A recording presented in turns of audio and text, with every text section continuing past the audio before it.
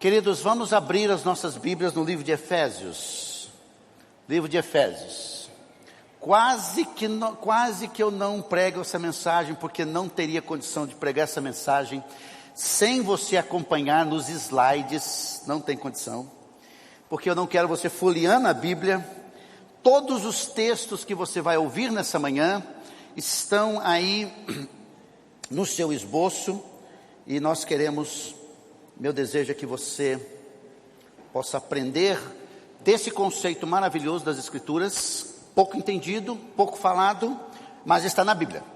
E como está na Bíblia, nós vamos ler os textos da Bíblia, e como está em Efésios, nós não vamos pular esse texto e não vamos inventar coisas aqui.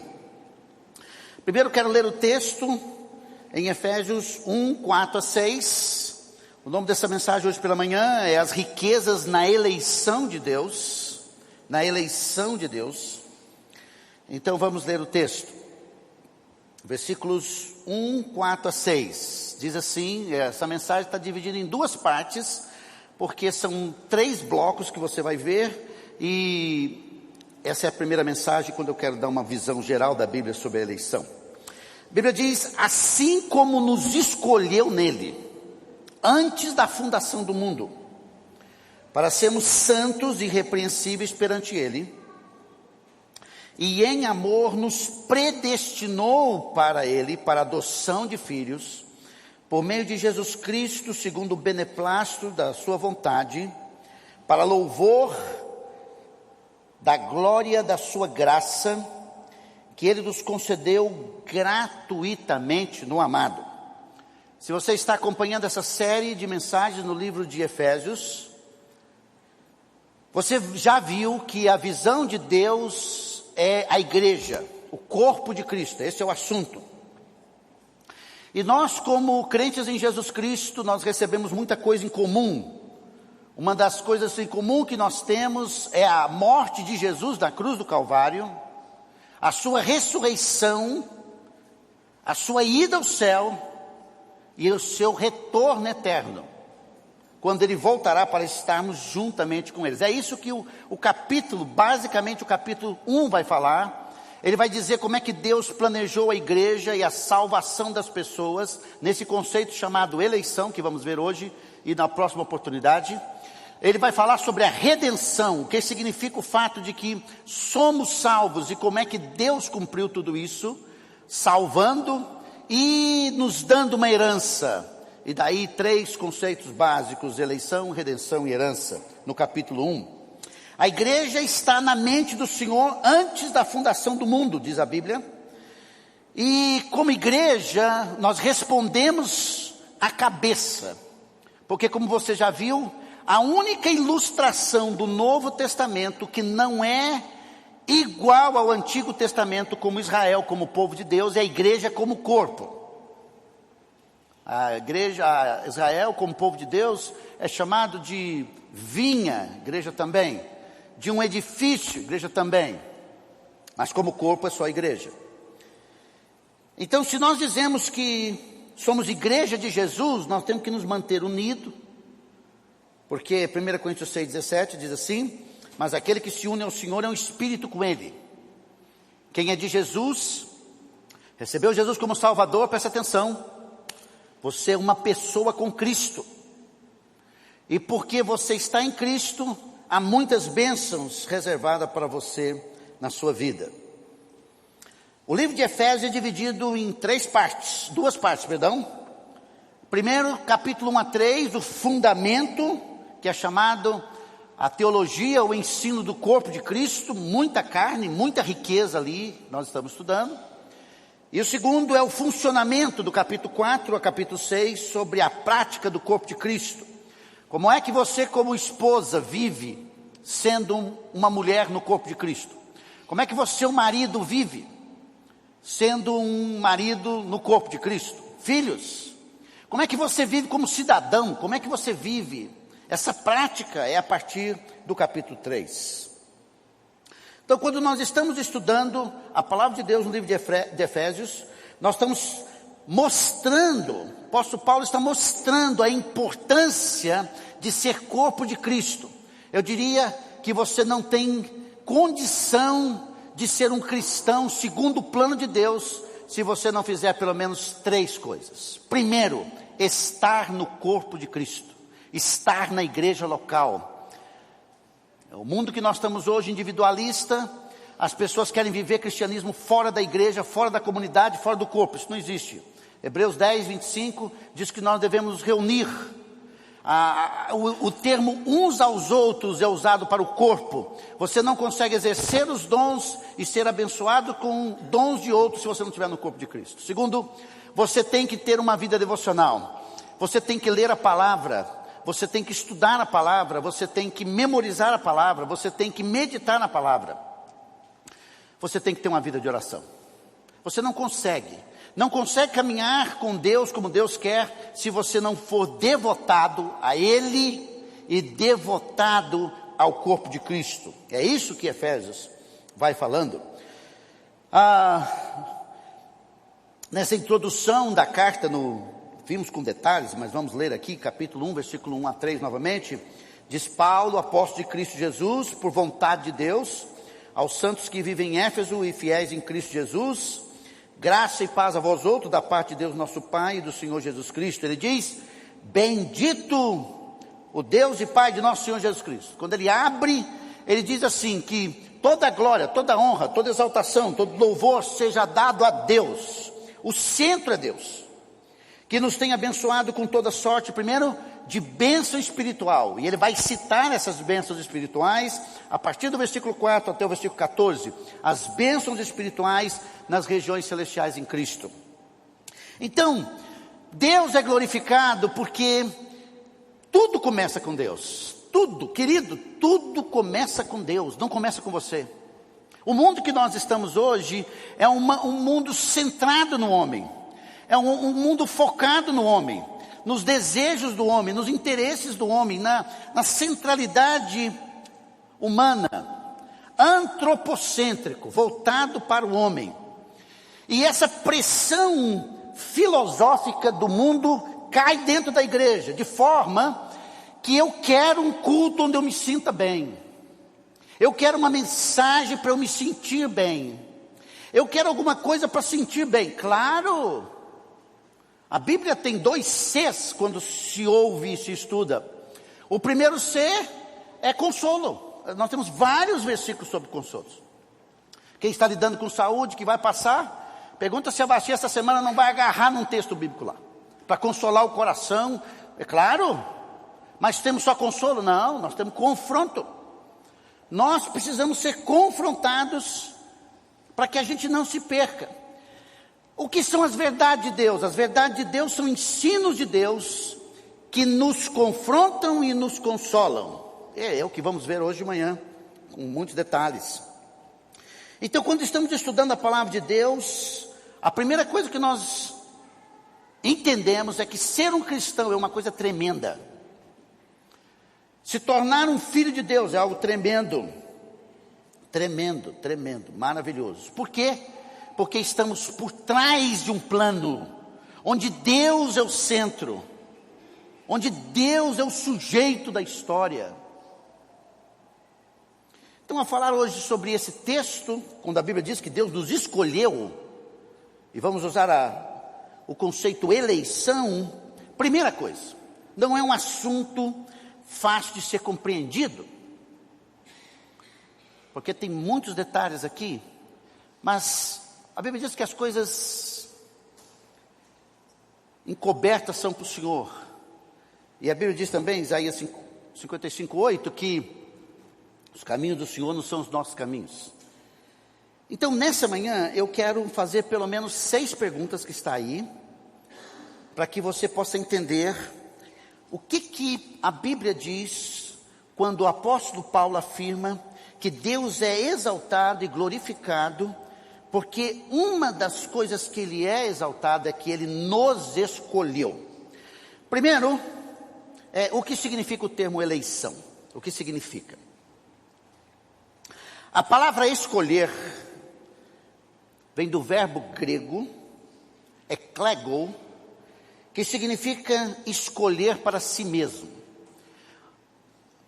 A estrutura do texto é reflexivo. A Bíblia diz, esse texto está dizendo que Deus escolheu pessoas para Ele. Para Ele. A Bíblia não diz quem são essas pessoas. O texto não diz. A Bíblia não diz por quê. O texto não diz. A Bíblia diz assim, que ao formar o corpo de Cristo, ao formar a igreja no planeta, nesses quase 2000 anos, cada pessoa que vai chegando a Jesus, segundo a Bíblia, é escolhido por Deus na eternidade passada. Veja o que a Bíblia diz. Em 2 Timóteo 1:8-9, veja. Não te envergonhes, portanto, do testemunho de nosso Senhor, nem do seu encarcerado que sou eu. Pelo contrário, participa comigo dos sofrimentos a favor do Evangelho, segundo o poder de Deus, que nos salvou. O poder de Deus que nos salvou, segundo, nos chamou com santa vocação. Na história Ele nos chama para uma vida santa. Não segundo nossas obras. A Bíblia nunca ensina que alguém é salvo pelas obras. Não. Faz alguma coisa. Ou era um bom religioso. Não. Mas Ele diz assim, Ele nos salvou e nos chamou conforme a sua própria determinação e graça que nos foi dada em Cristo Jesus, quando? Antes dos tempos eternos.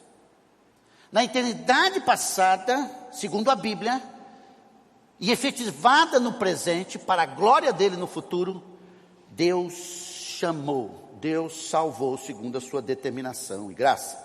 Um grande problema para entender a eleição está na segunda pergunta: quais são os tipos de eleição na Bíblia? Quais são os tipos de eleição na Bíblia? Nós temos pelo menos 3 tipos de eleição na Bíblia. A primeira eleição é a chamada eleição teocrática. O que é a eleição teocrática? É a eleição do povo de Israel. Veja Deuteronômio 7, 6-8, que diz assim: porque tu és povo santo ao Senhor teu Deus, o Senhor teu Deus te escolheu, falando de Israel. Qual a finalidade? Para que fosse seu próprio povo, ou seu povo próprio, de todos os povos sobre a terra. Deus escolheu Israel de todas as nações e disse assim: é você que eu quero. E começou essa nação na chamada de Abraão em Gênesis 12. Agora, já entrando na terra prometida, ele reforça isso a Moisés. Ele diz assim, veja, versículo 7. Não vos teve o Senhor afeição, nem vos escolheu, primeiro, porque fosse mais numerosos do que qualquer povo, pois eres o menor de todos os povos, mas porque o Senhor vos amava, e para guardar o juramento que fizeram a vossos pais, quem? Abraão, Isaque, Jacó, o Senhor vos tirou com mão poderosa, vos resgatou do Egito, da casa da servidão, do poder de Faraó, depois de quase 400 anos escravos. Então a eleição do povo de Israel segue um sistema, primeiro divino, é Deus que quis, não é porque eles eram melhores, não é porque eles eram bons, não, é porque Deus amava. Deus governa. Agora, não é o fato do indivíduo ser judeu que ele pessoalmente é salvo. Não confunda as coisas. Olha o que o apóstolo Paulo diz em Romanos. Olha aí, presta atenção. Digo a verdade em Cristo, não minto, testemunhando comigo no Espírito a minha própria consciência, que tenho grande tristeza e incessante dor no coração, porque eu mesmo desejaria ser anátema. Afastado, separado, amaldiçoado, essa palavra. Olha o amor dele pelo povo judeu. Separado de Cristo, por amor dos meus irmãos, meus compatriotas segundo a carne. Eu queria não ser salvo para que os meus irmãos pudessem ser salvos. Esse era o amor dele. Eles são israelitas. Pertencem o quê? A adoção, também a glória, as alianças, a legislação, o culto e as promessas. É interessante que o apóstolo Paulo divide bem a igreja de Israel. Divide bem. A igreja não é Israel. Segundo Efésios 2, nós vamos ver, a igreja é a composição de judeus convertidos a Jesus como Messias e os que não são judeus, gentios, num só corpo. Se eles fossem salvos porque são judeus, ele teria dito. Ele diz, não. Mas eles têm muita coisa boa. Deles são os patriarcas, também deles descende o Cristo, Jesus, segundo a carne.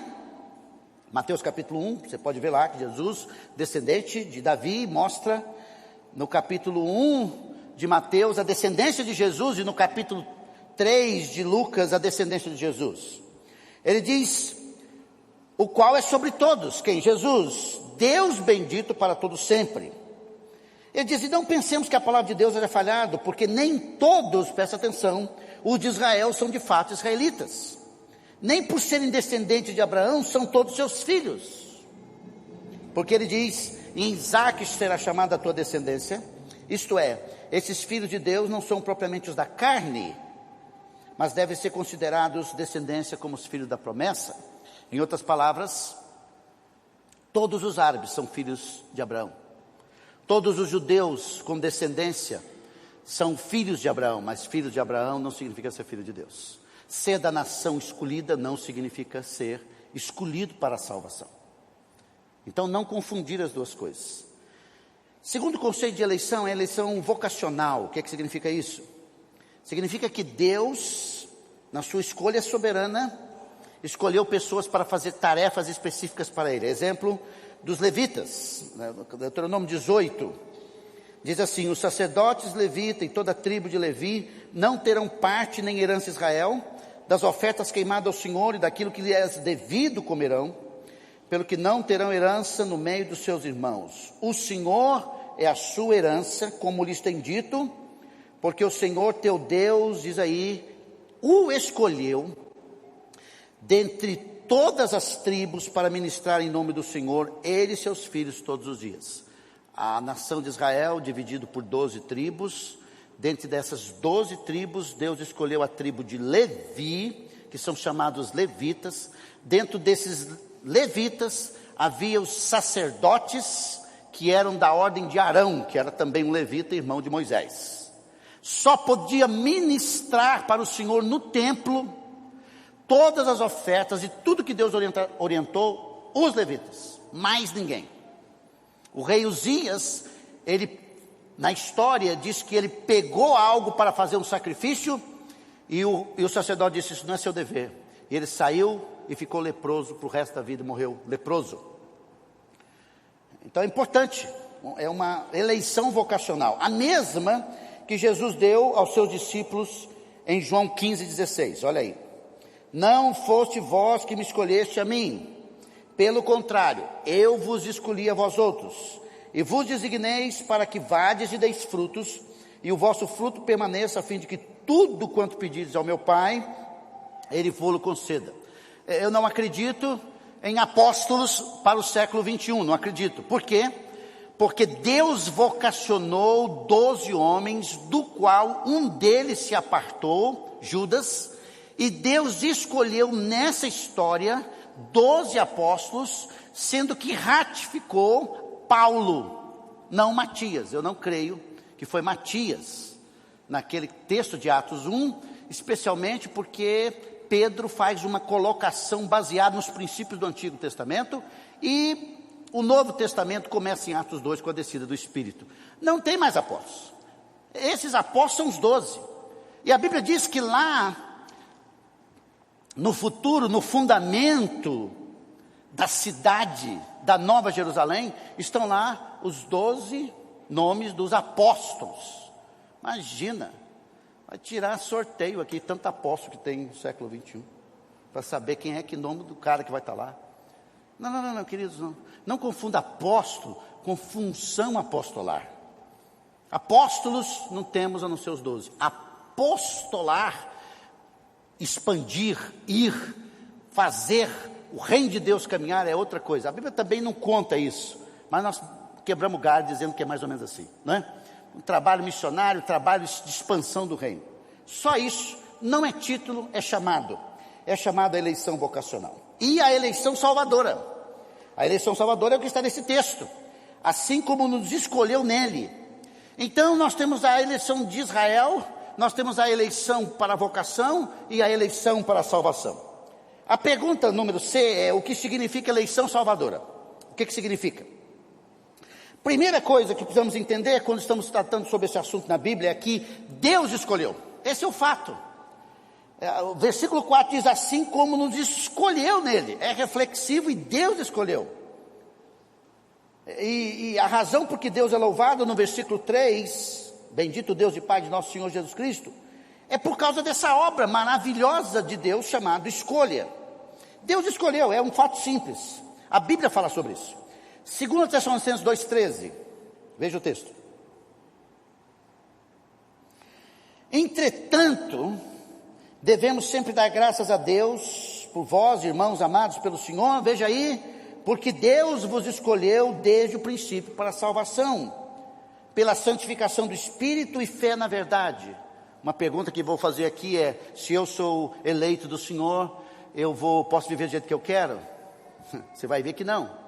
Mas ele diz assim que a salvação é transmitida e expressada especificamente através de uma vida santa, de uma vida que agrada a Deus. Os eleitos de Deus vivem assim.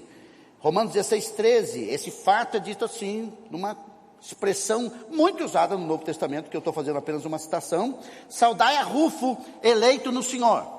O que essa expressão quer dizer?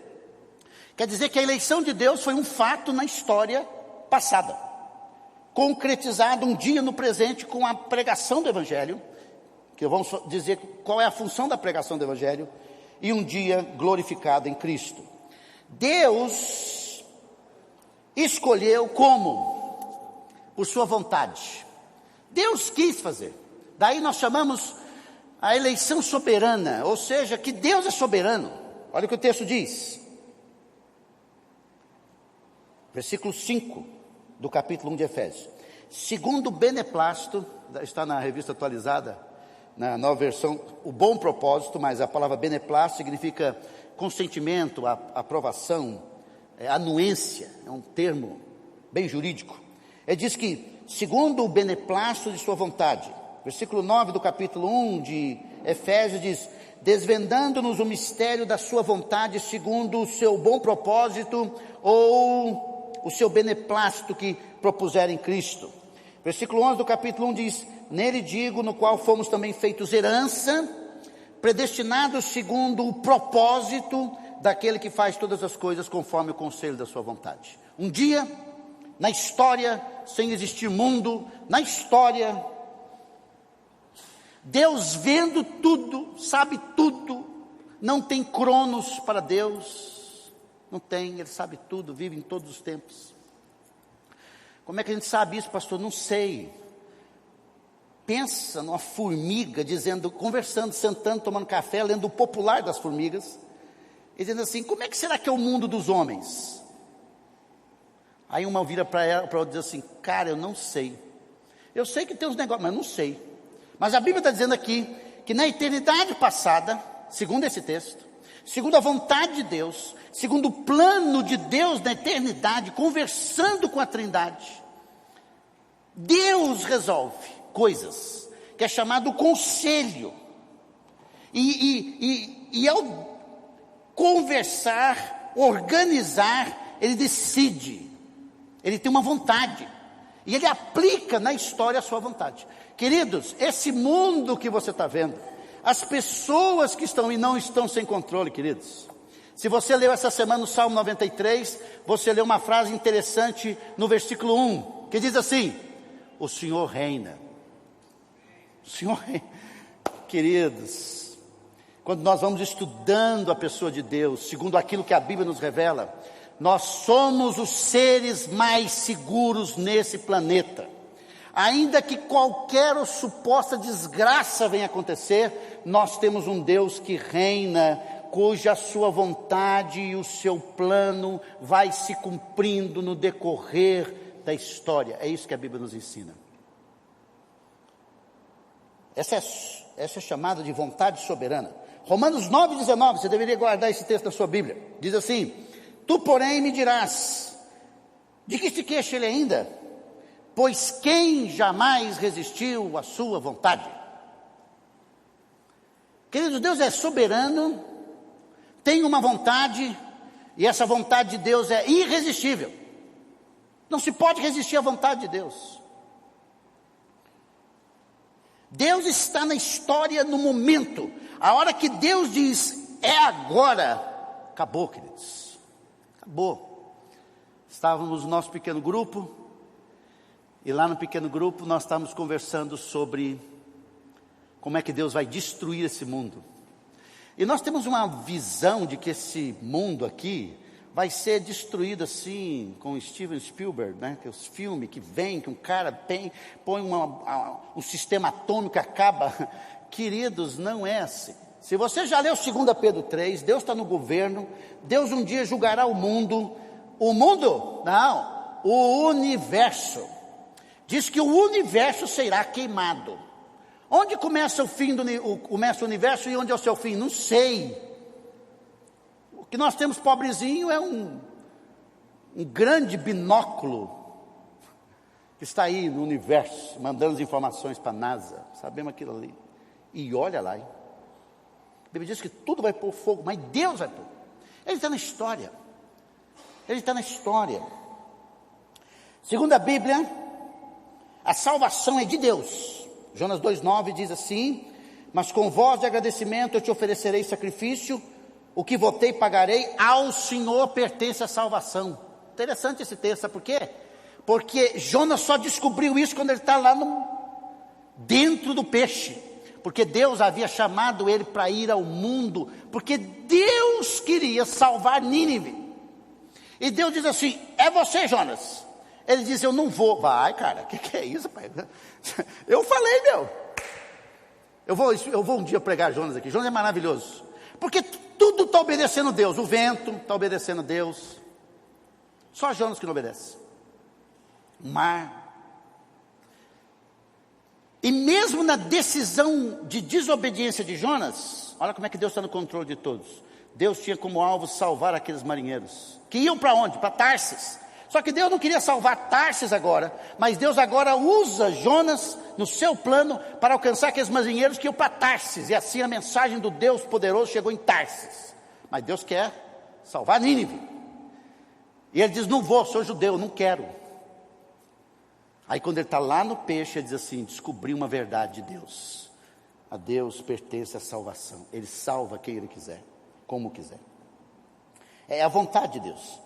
João capítulo 1, versículo 11 a 13, olha esse texto. Veio para o que era seu, quem? Os judeus. Perdão, a natureza, o mundo. E os seus, os judeus, não receberam Jesus. Como nação, não receberam como Messias. Versículo 12. Mas a todos quanto o receberam, deu-lhes o poder de serem feitos filhos de Deus, a saber, aos que creem no seu nome. Os quais, esse é o problema, que a gente leu o versículo 12 e não leu o 13. Os quais, quem? Os que receberam, não nasceram do sangue. Recentemente escrevi num Bom Dia, quem são os filhos de Deus. Deus tem filhos, mas nem todos são filhos de Deus. Não nasceu do sangue, não é um negócio assim, biológico. Não nasceu da linhagem de Israel, não é porque o cara é judeu que ele é salvo, que ele tem Jesus. Não é do sangue. Nem da vontade da carne. Eu quero ser filho de Deus, eu quero. Não é da vontade da carne, mas ele diz assim, nem da vontade do homem, que o homem diz assim, você é, mas de Deus, da vontade de Deus. Nessa manhã, nós podemos ir embora. Você que recentemente ou faz tempo entregou sua vida para Jesus, você poderia ir embora hoje e dizer assim: Deus, eu não entendo tudo, mas eu sou muito grato ao Senhor. Porque um dia, na história da minha vida, o Senhor foi maravilhoso.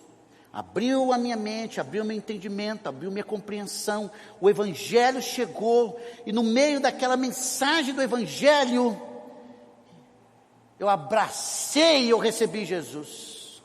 E hoje eu estou olhando aqui e estou vendo assim: Senhor, é um negócio tremendo do Senhor. Muito obrigado. Muito obrigado. Quando a gente fala de eleição, as pessoas ficam pensando assim: e os não eleitos? Queridos, esse não é o assunto da Bíblia. Não é quem não será.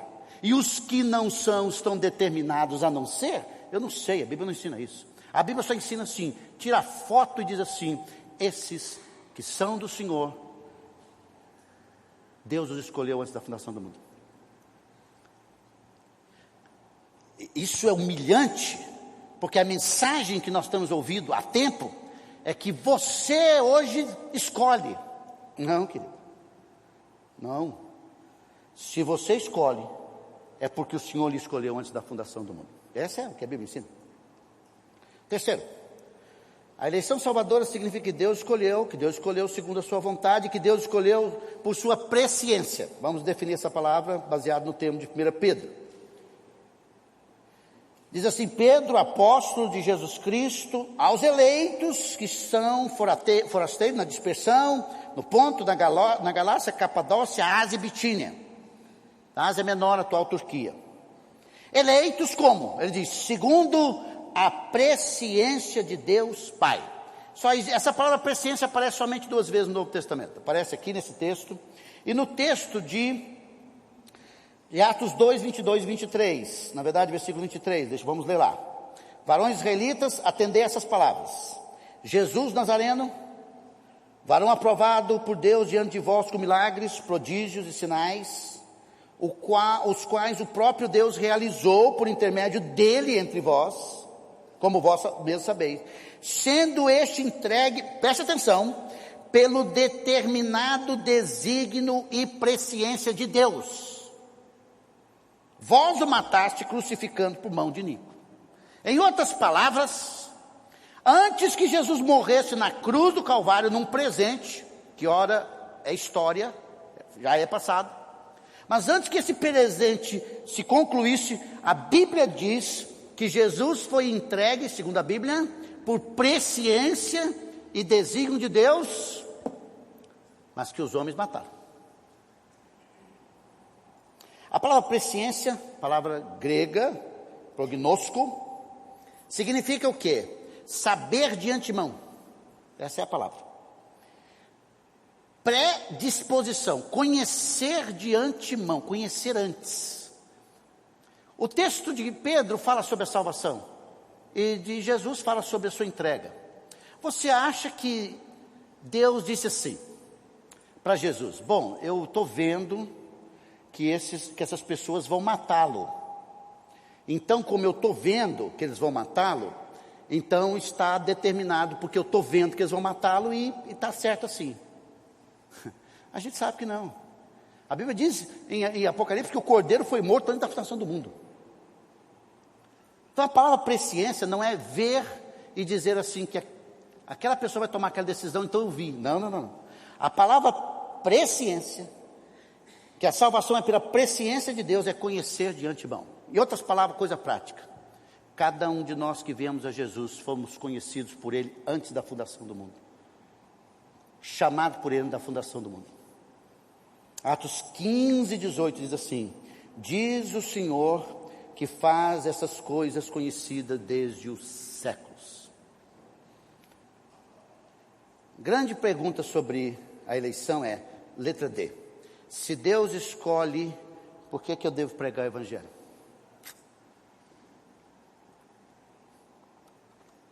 Deus vai salvar. Vou pregar o Evangelho para quê?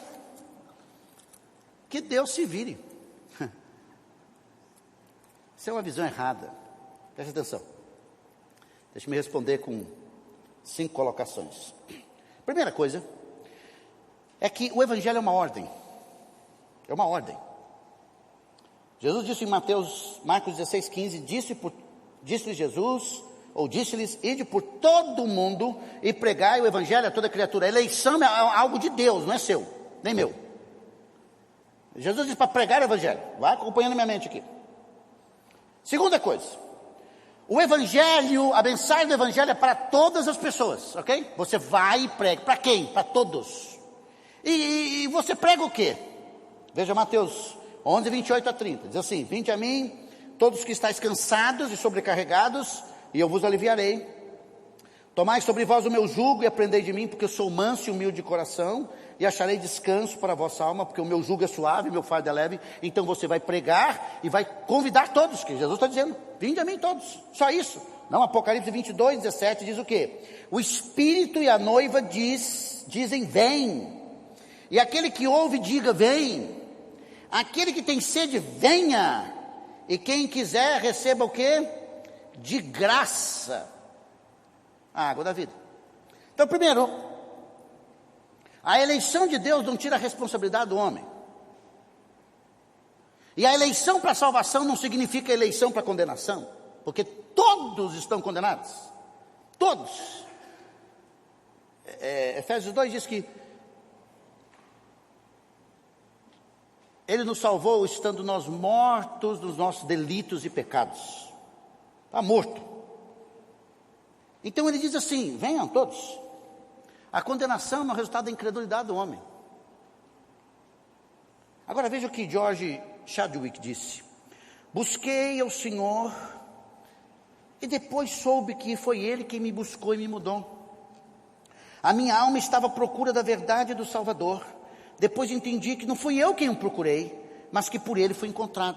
Nós pregamos o Evangelho. A hora que pregamos o Evangelho, o Espírito de Deus, que faz o quê? Convence o homem do pecado, da justiça e do juízo.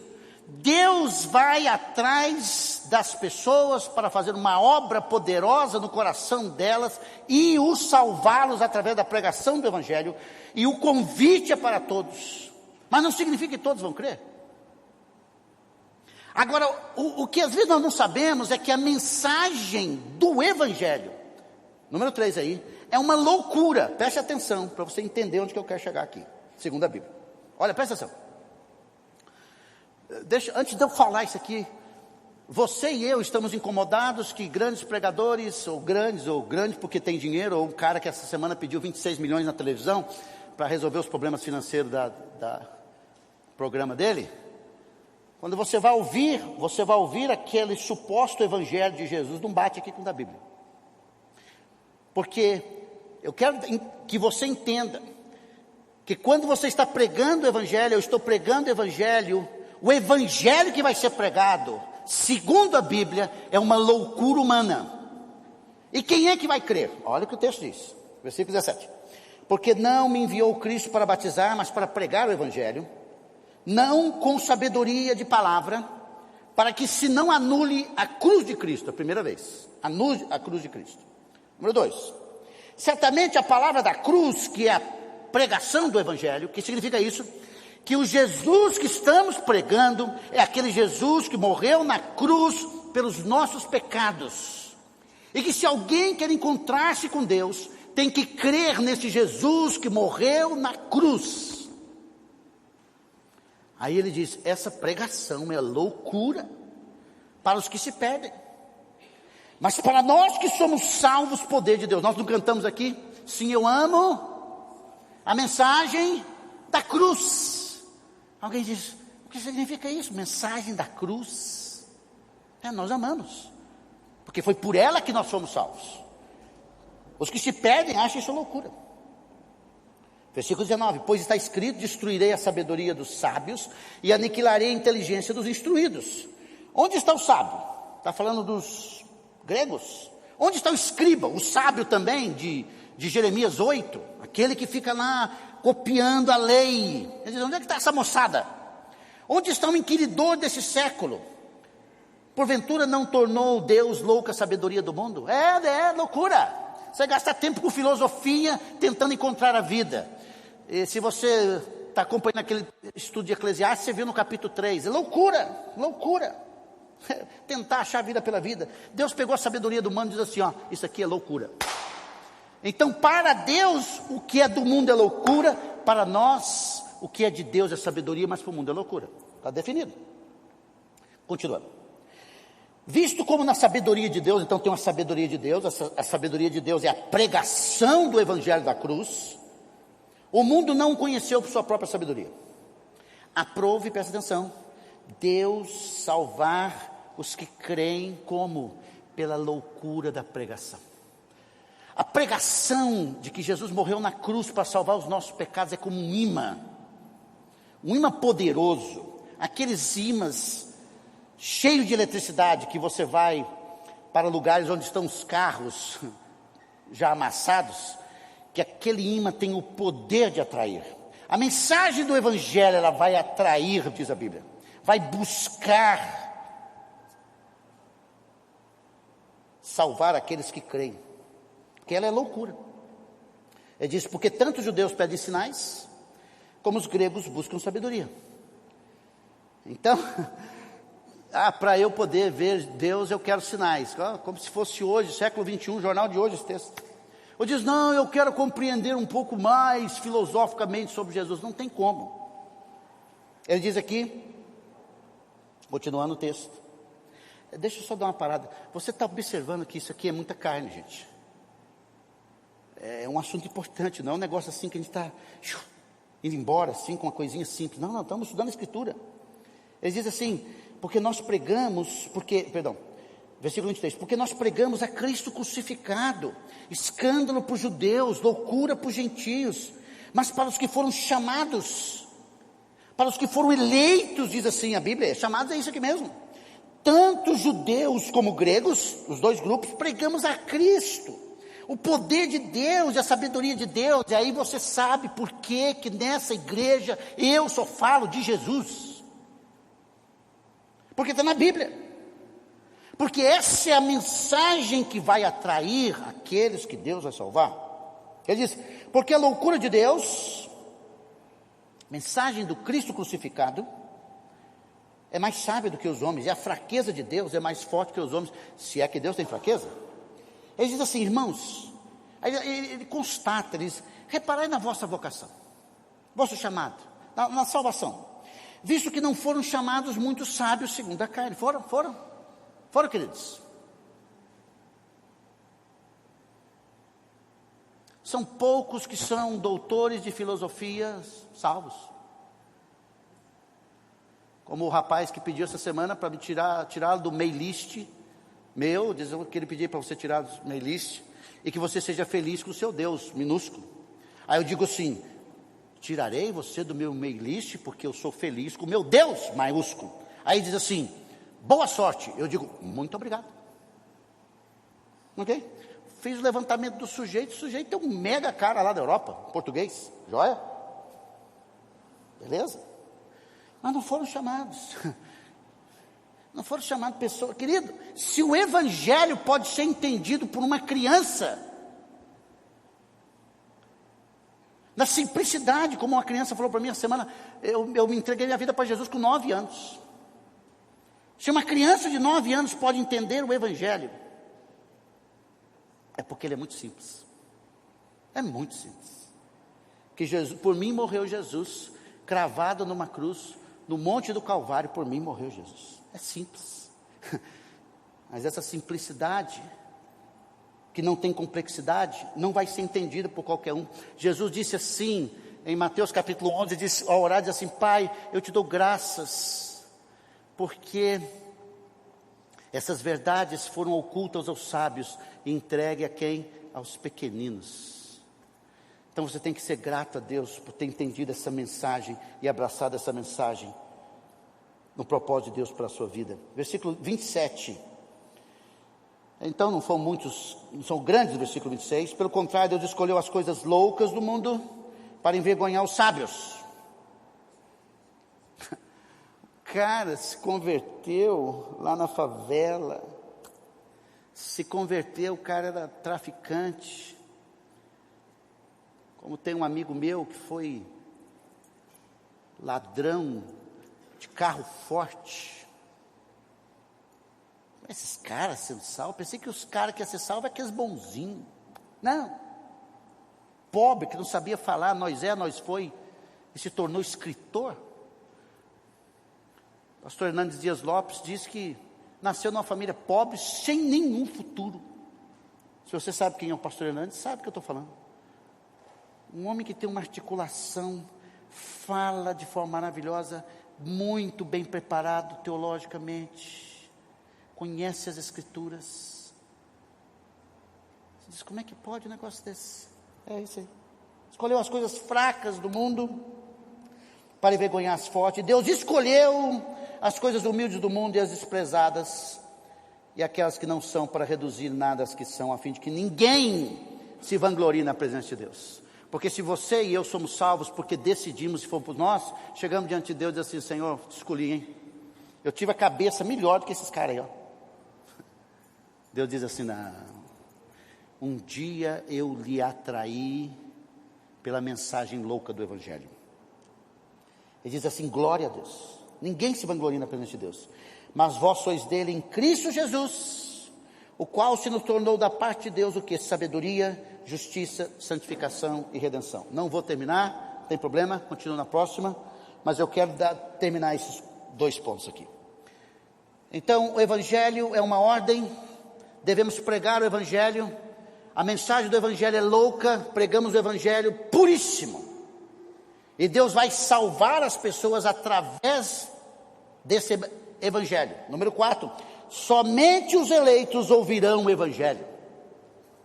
Como é que eu sei disso? Porque a Bíblia diz, João 6,44 diz assim, ninguém pode vir a mim, Jesus disse, se o Pai que me enviou não o trouxer, e eu ressuscitarei no último dia. A mensagem do Evangelho é pregada. Quando a mensagem do Evangelho é pregada, Deus atrai aqueles a quem Ele resolveu salvar na eternidade passada, traz para o Filho.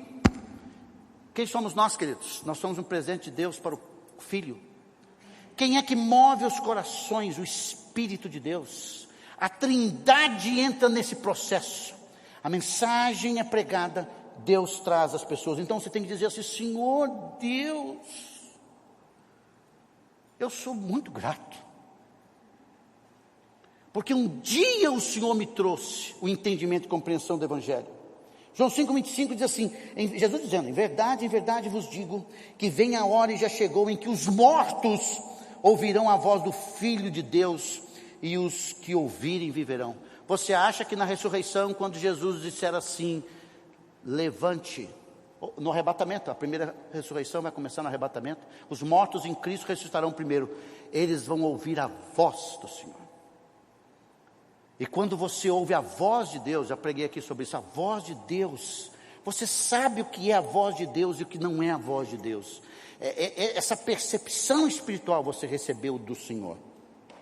Versículo 28 de João, não vos maravilheis, porque vem a hora em que todos que se acham no túmulo ouvirão a voz e sairão.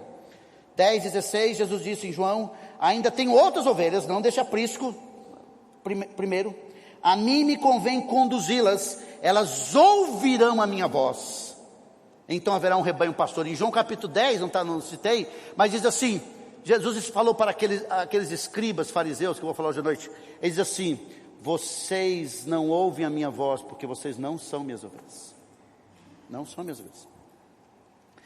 A mensagem do Evangelho é pregada, aqueles que vão ser salvos por Deus vão ouvir a voz, porque o Espírito vai trabalhar. Romanos 10, o apóstolo Paulo explica sobre a pregação do Evangelho.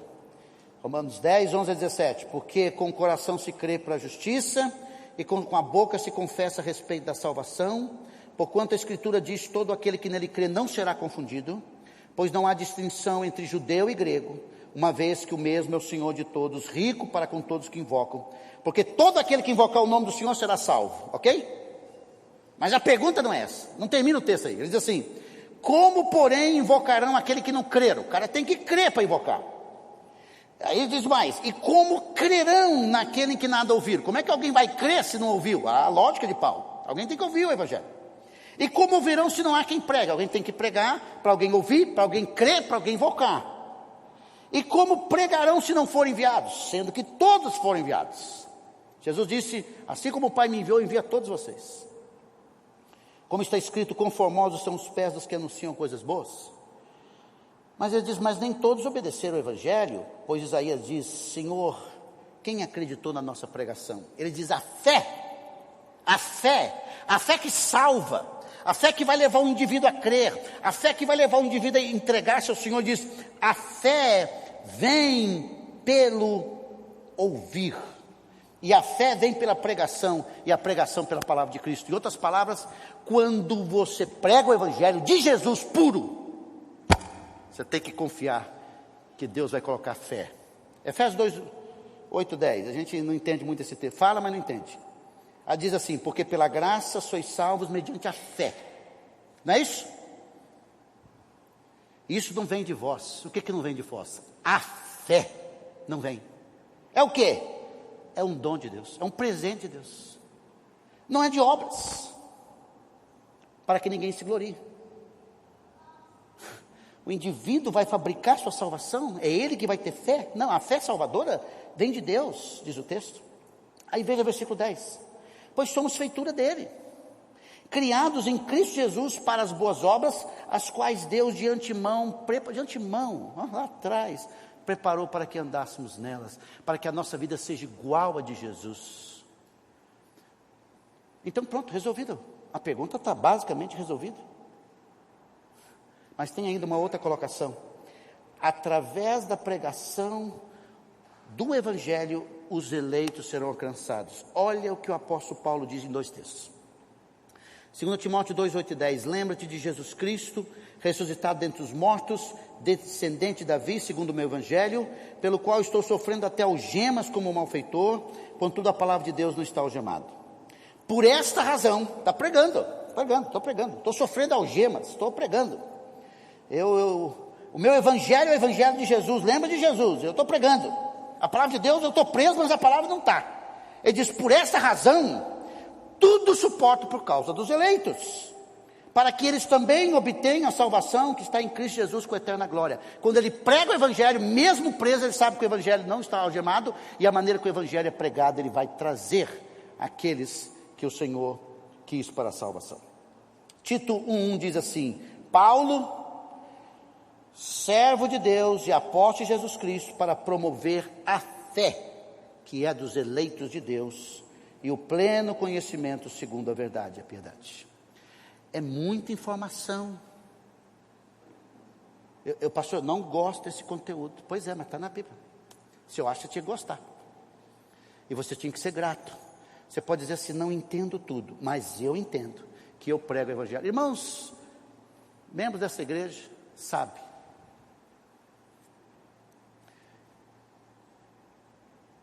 O meu desejo que as pessoas cheguem a Jesus. Mas é um desejo baseado num princípio correto da pregação do Evangelho.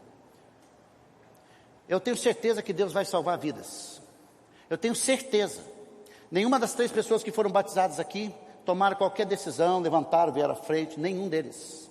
Estou me lembrando aqui do Marcelo que me procurou numa semana, no dia da semana, queria falar comigo. Conversamos um pouco, ele disse assim, entreguei minha vida para Jesus Cristo. Digo, vamos ver isso aí, né, Marcelo? Maravilhoso vê-lo batizado, mas ele não veio à igreja, ele não veio aqui a essa igreja para ouvir o Evangelho, não veio. Alguns vieram, mas o Senhor foi fazendo uma obra no coração dele pela circunstância. Estou colocando aqui exemplos simples para nós, mas eu me alegro em ver as pessoas sendo salvas. É claro que eu tenho que responder a outra pergunta. Então por que você prega o Evangelho? Porque é uma ordem. Qual é o Evangelho? Puro, que Jesus morreu na cruz, é puro.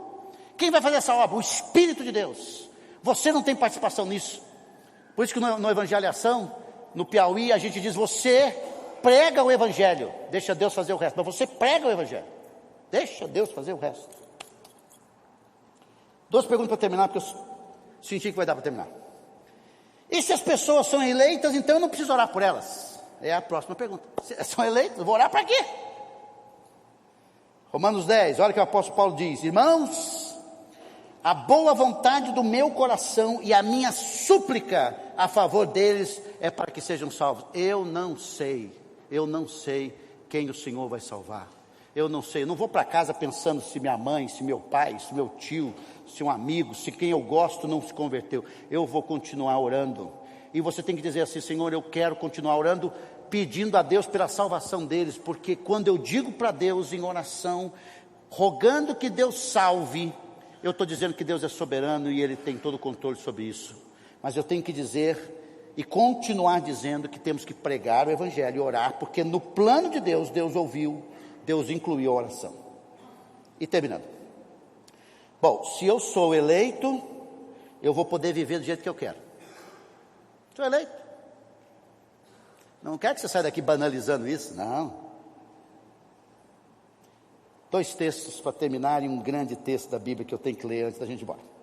Colossenses 3,12, ele diz assim, revesti-vos, pois, como eleitos de Deus, Santos, separados, amados por Deus, eleitos por Deus, amados por Deus, santos para Deus. De como? De ternos afetos de misericórdia. Terno aqui não é terno para você vestir, ok? É sim, ternura. Um eleito de Deus, ele tem compaixão, ele tem amor, ele tem um coração compassivo. Como? Bondade. Ele é bom para as pessoas. Foi feito um levantamento nos Estados Unidos, que as pessoas que mais maltratam os garçonetes com palavras duras, são os caras que vão tomar café, o breakfast, ali, antes sai de casa, vai ali, antes de ir para o trabalho, ali sabe o que eles fazem? Toma o breakfast e já faz o seu devocional. São os que mais maltratam os garçons. Está entendendo aqui? Tem que ser bom. Como é que é o seu nome, filho? Meu nome é João. Ô João, obrigado aqui, viu? O cara desce a picar. Vocês, obrigado. Nossa, internacional. Cafezinho aí. Como é que é o seu nome? Você toma café todos os dias com os caras, não sabe o nome deles. Já faz mais de 10 anos, não sabe o nome da pessoa que te serve. É errado isso. Bondade para a esposa, bondade para os filhos, para os pais, bondade para tudo, querido. O eleito vive assim. Só isso. Humildade, como de Jesus. Um coração manso, paciente, fruto do Espírito. Esse texto aqui é fruto do Espírito. 1 Pedro 1:2 diz: eleito segundo a presciência de Deus, em que? Santificação, afastando-se do pecado para consagrar-se a Deus. E ele diz para obediência. Então você não vive como você quer, eu não vivo como eu quero. 2 Tessalonicenses 2:13 ele diz: entretanto, devemos sempre dar graças a Deus por vós, irmãos, amados do Senhor, pois Deus vos escolheu desde o princípio para a salvação, pela santificação. Salvação, santificação do Espírito na fé e na verdade. Um dos textos que nós mais gostamos da Bíblia é Romanos 8, 28 e 29. Abra lá e vamos terminar lendo esse texto, porque eu quero que você saia daqui com um espírito de gratidão. Não saia aqui com todas as respostas, mas saia com um espírito de gratidão. E dizendo: Deus, eu vou pregar o Evangelho na sua pureza. O Senhor vai salvar as pessoas. Vou continuar orando. Eu confio no Senhor, mas eu quero ser grato pela obra do Senhor na minha vida. E eu quero que a graça do Senhor alcance outras pessoas para a tua glória. Não sabemos tudo desse mistério, mas sabemos o que diz Romanos 8, 28 até 39. Vamos ler. Veja que coisa maravilhosa. Sabemos, primeiro, que todas as coisas cooperam para o bem daqueles que amam a Deus. Veja quem são esses que amam a Deus. Daqueles que são chamados, eleitos, segundo o seu propósito, sua vontade, seu beneplácito. Porquanto os que de antemão conheceu, lá, a presciência, também os predestinou, ordenação prévia. Qual a finalidade? Para serem conforme a imagem de Jesus. Você não foi salvo para ser do jeito que você quer, nem eu, para ser igual a Cristo, a fim de que ele, Jesus, seja o primogênito entre todos os irmãos. E aos que predestinou lá na eternidade passada, a esses também chamou num dia, na história, com o Evangelho, chamou essas pessoas. Essas pessoas ele justificou, dizendo: está declarado justo pelo meu Filho. Justificação pela fé, que nós chamamos, livro de Romanos. E aos que justificou, também glorificou. Então ele mostra o passado, o presente e o futuro. Que diremos, pois, à vista dessas coisas? Que coisas? Que Deus está na nossa história. Deus está na nossa história. Quando você olha para isso, que todas as coisas cooperam para o nosso bem, que está na nossa história, o que a gente fala? Ele diz assim: se Deus é por nós, quem será contra nós? Porque a gente usa esse texto sem saber o contexto. Deus está na nossa vida, na nossa história. Vá dormir, descanse. Aí ele diz assim, mostra na prática como é que Deus está na nossa história. Aquele que não poupou o seu próprio filho, aonde? Na cruz. Antes por todos nós o entregou, aonde? Na cruz. Porventura não nos dará graciosamente com ele todas as coisas que são de Cristo, são dos que são de Cristo. Somos herdeiros. Versículo 33, quem tentará acusação contra os eleitos de Deus? Quem? Eu e você. Por que ninguém pode se levantar contra nós? Porque Deus é quem justifica, não somos nós. A nossa vida cristã não está baseada em nós. A sua justiça não está baseada em você, nem em mim. Quem os condenará? Alguém vai condenar os eleitos de Deus? Você diz, é Cristo Jesus quem morreu, aonde? Na cruz, que ressuscitou, é esse Jesus, que está à direita de Deus, intercede por nós, ninguém pode nos condenar. Estamos seguros, como está escrito, por amor de ti somos entregues à morte, 35, quem nos separará do amor de Cristo?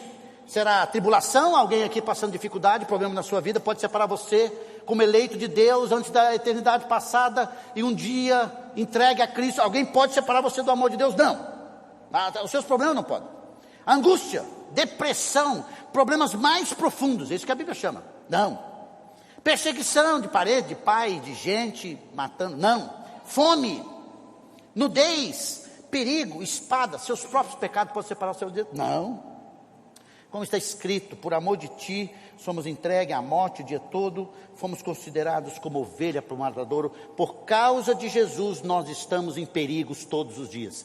Se Satanás tivesse o aval de Deus assim, pega, a nossa vida de Jó seria a mesma, não esqueçam isso, por amor ao Senhor. Eles dizem todas essas coisas que foi lido atrás, porém somos mais que vencedores. Tem um ensino que diz assim, que você tem que ser o vencedor, querido. Anota na sua Bíblia que você é mais que vencedor em Jesus. Você não é você, é Jesus em você que Ele fez mais vencedores, por meio daquele que nos amou. Olha, terminando, porque eu estou certo de que nem a morte, nem a vida, nem os anjos, nem os principados, nem as coisas do presente, nem do futuro, nem os poderes satânicos, nem altura, nem profundidade, nem qualquer outra coisa ou criatura poderá separar-nos do amor de Deus que está em Cristo Jesus, nosso Senhor. E você tem que sair daqui hoje e dizer assim, muito obrigado, Deus, porque eu estou seguro no Senhor. Não entendo tudo, mas a Bíblia diz, Ele nos escolheu. Tudo porque Deus entrou na nossa história. A Deus toda a glória. Isso tem que queimar o seu coração, como queimava de Paulo, dizer, Senhor, o Senhor está na minha história, eu desejo que esteja na história de outros. Vou fazer de tudo, vou orar e vou pregar. Sabe qual é o problema de alguns de vocês? Alguns de vocês, além de não saber nada desses conceitos, pode fechar o seu coração e pior, nem ora e nem prega o Evangelho. Porque eu acredito em tudo isso que eu falei aqui, queridos, acredito. Acredito que Deus vai fazer uma obra nessa igreja aqui, por causa dele, não é por causa de mim. Acredito que se eu for para Teresina, for para algum lugar essa semana, como eu vou, e morrer, Deus vai continuar fazendo a obra aqui, ó. Isso aqui não depende de mim, não. Isso aqui é do Senhor. Se o Senhor está nisso aqui, ele vai acontecer. Aí, eu não estou aqui semana que vem, não vou lá, porque o pastor Alberto não está. Sabe por quê? Porque você confia em mim, no que eu falo, ao invés da palavra de Deus. Ah, não. Deus vai salvar mesmo, deixa aí. Vou fazer. Sabe essa cantada que nós vamos cantar aqui, agora mesmo? Você sabe o que nós estamos usando com ela? Nós vamos usar essa cantata para falar desse Jesus que veio para alcançar pessoas para Cristo. Você já orou sobre isso? Já orou sobre isso? Porque eu acredito que Deus vai salvar os seus eleitos, mas eu vou pregar o Evangelho e nossa igreja vai atrás disso em nome de Jesus. Vamos terminar esse assunto do próprio texto na próxima oportunidade que estivermos juntos. Vamos orar.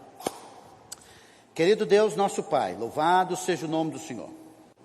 A Deus toda a glória, toda a honra. Como diz o apóstolo Paulo, bendito seja o nosso Deus e Pai.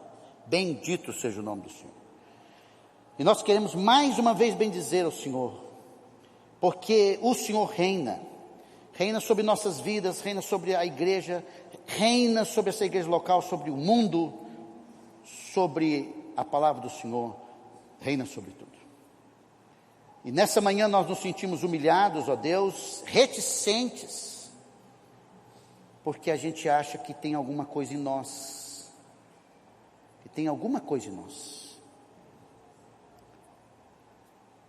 E nós descobrimos, parte do nosso estudo dessa manhã, que tem pouca coisa em nós, e tudo é o Senhor.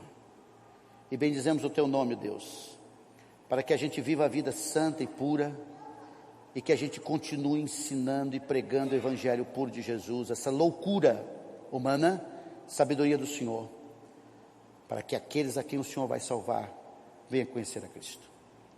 Oramos para que nós possamos ser maduros nesse conhecimento da Tua verdade, e viver essas verdades. Encha-nos o coração nessa manhã, com tudo que ouvimos no nome de Jesus. Amém.